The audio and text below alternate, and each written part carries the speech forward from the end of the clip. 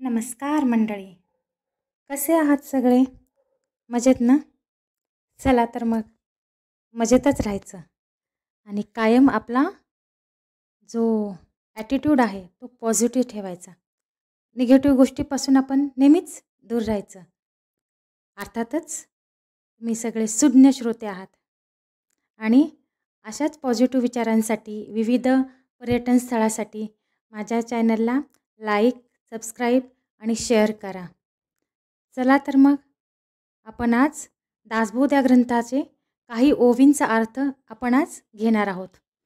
दासबोध हा ग्रंथ कोणी लिहिला आहे? अर्थातच तुम्हाला माहिती असेल. दासबोध म्हणजे काय आहे?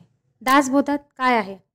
ज्या श्रोत्यांसमोर ग्रंथ ठेवला आहे ते लगेचच प्रश्न स्वाभाविकपणेच विचारतात, हा कोणता ग्रंथ आहे? त्यामध्ये काय सांगितले आहे? आणि त्याचे श्रवण केल्यावर आम्हाला फलप्राप्ती काय होईल? त्यामध्ये श्री समर्थ सांगतात. श्री समर्थ म्हणजे रामदास स्वामी. या ग्रंथाचे नाव दासबोध आहे.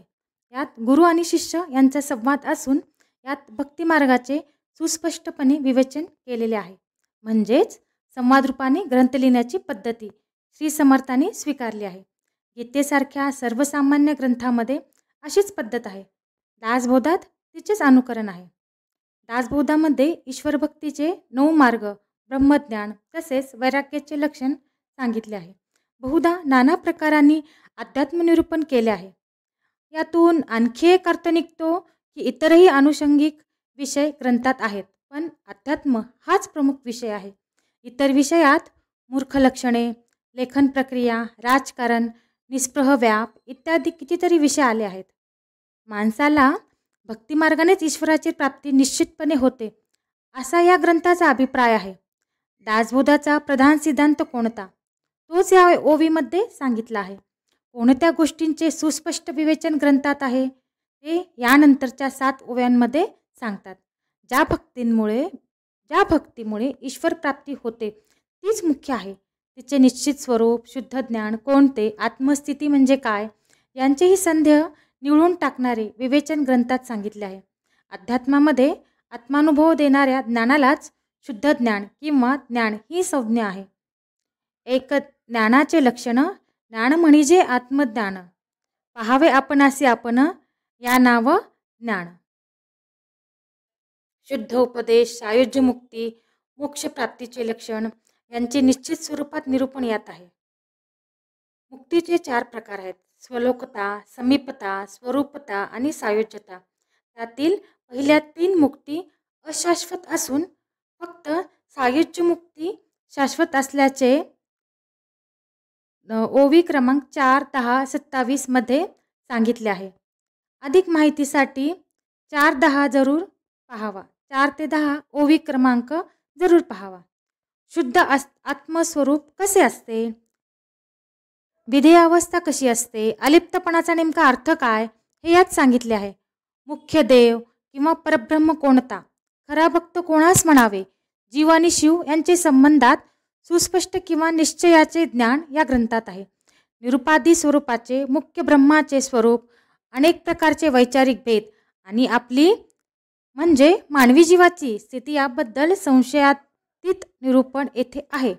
उपासनेचे प्रमुख लक्षण, काव्याची लक्षणे, विविध प्रकारची चातुर्य लक्षणे यात दिली आहेत. माया कशी निर्माण झाली बरे? पंचभूतांची लक्षणे व त्या सर्वांच्या निर्मात्याचे स्वरूप लक्षण यांचे निश्चित ज्ञान येते आहे. शिष्यांचे नाना संशय या ग्रंथात निवारिले आहेत. नाना आशंका म्हणजेच चुकीच्या समजुती नाहीशा केल्या असून अनेक प्रश्नांची उत्तरे देऊन शिष्याला संदेहरहित केले आहे. किंत, संशय, आशंका आणि प्रश्न हे 4 संशयाचे सूक्ष्म छटादर्शक शब्द या ओवीत आहेत. अशा अनेक विषयांवर निरूपण या ग्रंथामध्ये केले आहे. त्या सर्वांचा उल्लेख प्रारंभीच करता येणे शक्य नाही. तथापि सगळ्या ग्रंथाचे दशकवार विभाग केले असून प्रत्येक दशकात जो विषय मांडला आहे त्याचे नाव त्याला दिले आहे. दासबोधातील प्रकरणांना समास असे म्हणतात. 10 समासांच्या गटाला दशक म्हणतात. या ग्रंथाला आता आपण यातच पुढे पाहूयात. या ग्रंथाला उपनिषदे, वेदांत, श्रुती यासारख्या धर्मग्रंथांचा आधार घेतला असून मुख्य आधार आत्मज्ञानाच्या स्वानुभवाचा आहे. आता आपण पाहिले की दासबोध या ग्रंथाला कशाचा आधार आहे, कुठल्या धर्मग्रंथाचा आधार आहे. या ग्रंथाला अनेक आधार असल्याने तो खोटा असल्याचे म्हणता येणार नाही. तथापि त्याला खोटा म्हणणारे लोक निघतात असे अनुभवाला येते. मत्सरामुळे हे लोक या ग्रंथाला खोटा किंवा चुकीचा म्हणतील, पण त्यामुळे सर्व आधारभूत ग्रंथांना आणि वेदासारख्या ईश्वर वचनांना खोटे म्हटल्याप्रमाणे होईल. प्रत्यक्ष ईश्वरापासून प्राप्त झालेले ज्ञान म्हणजेच वेद. हे ज्ञान आठवून ऋषींनी जे ग्रंथ लिहिले त्यांना श्रुती म्हणतात.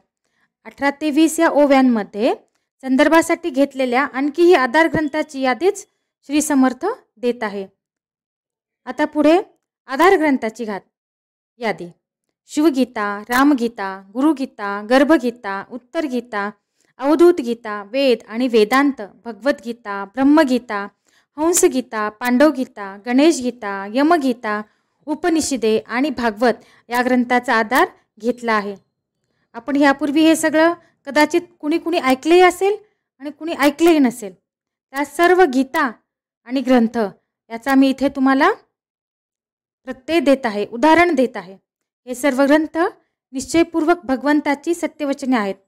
श्री समर्थांनी मूळ संस्कृतीतील हे सारे ग्रंथ त्यांच्या तपश्चर्या काळामध्ये अभ्यासिले होते. त्यातील ज्ञानाचा आधार घेऊन मराठीमध्ये दासबोधाचे लेखन केल्यामुळे वाचकांची केवढी तरी सोय झाली आहे. ज्या अभ्यासार्थ्यांनी या आधार ग्रंथाची अधिक माहिती पाहिजे असेल त्यांनी राजगुरू समर्थ रामदास या ग्रंथातील प्रकरण पहिले पाहावे. आजच्यासाठी इतकंच. तर कसं वाटलं तुम्हाला आजचं निरूपण? कसं वाटलं आजचा ग्रंथाचा जो अभ्यास केला आहे मी, किंवा जे मी विश्लेषण केलेलं आहे, जे की रामदासांनी सांगितले त्याप्रमाणे मी तुम्हाला इथे सांगितलेलं आहे. तर चला मग परत भेटू आपण असंच पुढील काही वाचनशिल्प घेऊन. तोपर्यंत मस्त मजेत राहा, आनंदी राहा आणि पॉझिटिव्ह विचार करा.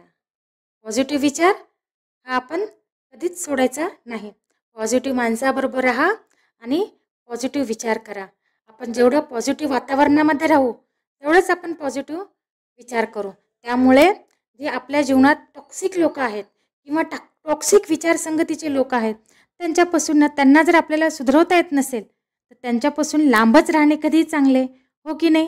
तर मग चला अशाच मी काही टिप्स आणि तुम्हाला अधूनमधून पूर्ण व्हिडिओच्या सांगत राहील. त्यामुळे व्हिडिओ शेवटपर्यंत नक्की पाहायचा. चला, जय श्री स्वामी समर्थ.